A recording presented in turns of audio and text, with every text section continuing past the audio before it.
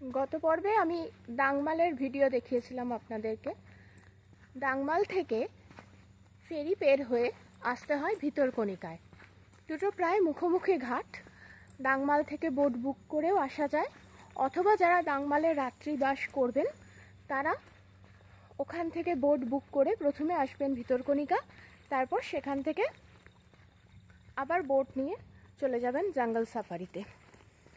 ভিতরকণিকার এই অংশটাতে প্রায় 2.5 কিলোমিটার একটা রাস্তা আছে, জঙ্গলের মধ্যে দিয়ে হাঁটা পথ, অসম্ভব সুন্দর আর পুরোপুরি ম্যানগ্রোভ ফরেস্টের মধ্যে দিয়ে।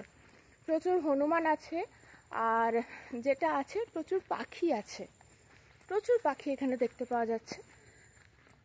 এই জঙ্গলটায় কিন্তু বড় অজগর সাপ, চন্দ্রবোড়া সাপ এবং শঙ্খচূড় সাপের দেখা মাঝে মধ্যে পাওয়া যায়। এই যে রাস্তাটা ধরে হাঁটছি, এই রাস্তাটা সোজা গিয়ে মেশে শিখরকটিতে। শিখরকটি এখান থেকে 2.5 কিলোমিটারের পথ। পরের দিন দুপুরবেলায় লাঞ্চ সেরে আমরা চলে এসেছিলাম ডাংমালের ঠিক উল্টো দিকের দ্বীপটায় জঙ্গল ট্রেকিংয়ের জন্য। এই জঙ্গল ট্রেকিংয়ে আমাদের অভিজ্ঞতা ছিল অসম্ভব সুন্দর। পাখির গান শুনতে শুনতে আর বাঁদরদের নানান রকম কীর্তিকলাপ দেখতে দেখতে আমাদের এই জঙ্গল ট্রেকিং শুরু হয়েছিল। জঙ্গল ট্রেকিংয়ের শেষে আমরা পৌঁছেছিলাম এক বিশাল বড় চারণভূমিতে, যেখানে রয়েছে হাজার হাজার পাখি, মাঝে মধ্যে দেখা মিলছে 2-1টা হরিণেরও। আর পৌঁছেছিলাম এক ঐতিহাসিক জায়গায়। আজকের ভ্লগে আপনাদের সাথে ভাগ করে নেব এই জঙ্গল ট্রেকিংয়ের অভিজ্ঞতা।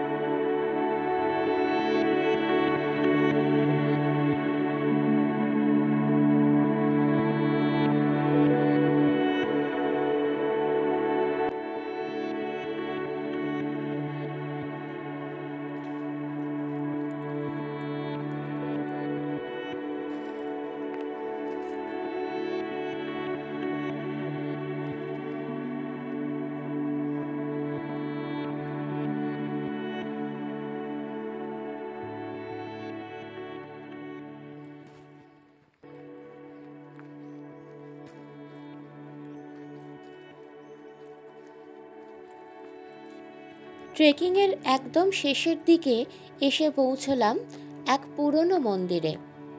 কণিকারাজের সময় এটি ছিল বনবিবির মন্দির, আর সেই সঙ্গে আছে একটি শিব মন্দির। এই হলো সেই বনবিবির মন্দিরটি। মন্দিরের বাইরে রাখা টেরাকোটার এই মূর্তিটি দেখলে বোঝা যায় মন্দিরটা ঠিক কতটা প্রাচীন। এখনও এই মন্দিরে পূজা হয়।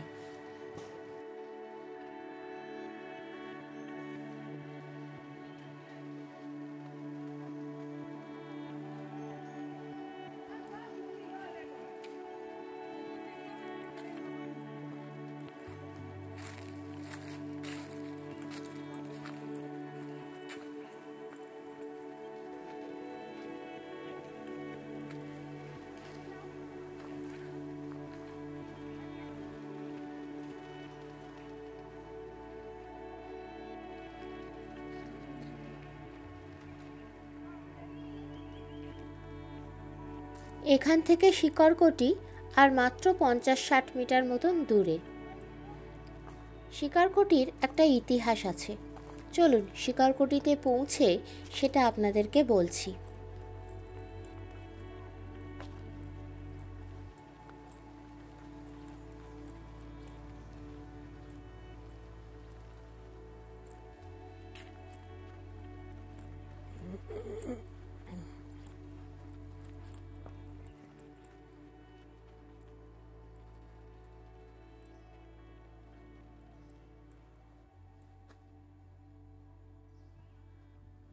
এই হলো শিকড়কটি। এই যে টাওয়ারটা দেখা যাচ্ছে, এই যে কনস্ট্রাকশনটা, এটাই হচ্ছে শিকড়কটি। কণিকারাজের রাজত্বে ভিতরকণিকায় প্রচুর লেপার্ড ছিল, এছাড়াও প্রচুর হিংস্র জীবজন্তু ছিল। কণিকারাজ এই টাওয়ারটা নির্মাণ করেছিলেন শিকার করার জন্য। তো সেই থেকেই এই টাওয়ারটার নাম হয়ে যায় শিকড়কটি। আর এই শিকড়কটি দেখতেই আমরা এখানে এসেছিলাম। শিকড়কটির ইতিহাসটা এখানে ছোট্ট করে লেখা আছে।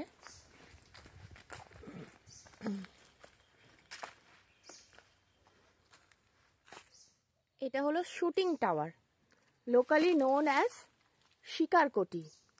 কণিকারাজের আমলে এটা তৈরি, কণিকারাজ তৈরি করেছিলেন এটা। এটা মূলত উনি হিংস্র জন্তু জানোয়ারদের শিকার করার জন্য তৈরি করেছিলেন। বলা হয় এই কণিকারাজের হাতেই ভিতরকণিকার লেপার্ড একেবারে নিশ্চিহ্ন হয়ে গেছে। শিকড়কটি থেকে একটুখানি এগিয়ে এলেই একটা চারণভূমি পাওয়া যায়। এই চারণভূমিতে প্রচুর পরিমাণে পাখি আছে, প্রচুর পরিমাণে পাখি আছে। আর যেটা আছে, এই চারণভূমিতে কিছুক্ষণ যদি সময় কাটানো যায় তাহলে হরিণ দেখতে পাওয়া যায়। চারণভূমির ঠিক পেছনেই যে জঙ্গলটা আছে, এখান থেকে আমার পেছনে যে জঙ্গলটা দেখা যাচ্ছে, এখান থেকে হরিণ আসে। ওরা মূলত এইখানেই ওরা খাবার খেতে আসে, জল খেতে আসে। এটা একটা ওদের ফরেস্ট ডিপার্টমেন্টের হাউস আছে, এটা বুকিং হয় না কিন্তু আছে।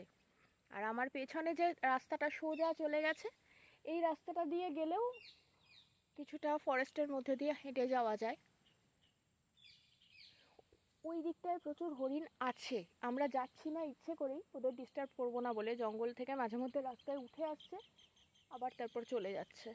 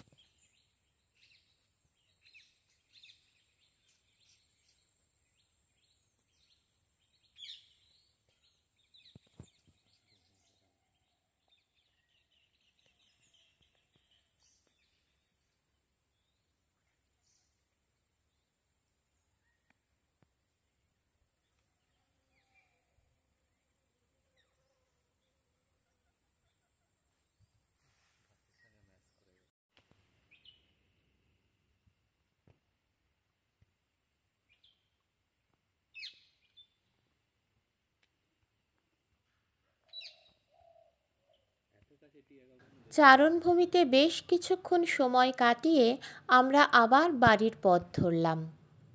ফেরার পথে জায়গাটা বেশ নিরিবিলি হয়ে গেছিল। হঠাৎ দেখি কিছু হরিণ আমাদের পথ আটকে দাঁড়িয়ে আছে। তারা জঙ্গল থেকে রাস্তা পেরিয়ে যাচ্ছিল সেই চারণভূমির দিকে, যেখানে আমরা একটু আগেই দাঁড়িয়েছিলাম।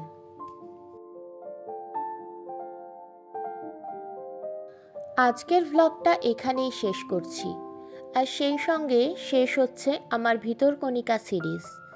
খুব তাড়াতাড়ি আবার দেখা হবে নতুন কোনো জায়গায়, নতুন কোনো ভ্লগে। আমার ভ্লগ ভালো লেগে থাকলে আমার চ্যানেলটি সাবস্ক্রাইব করে আমার পাশে থাকবেন। ধন্যবাদ।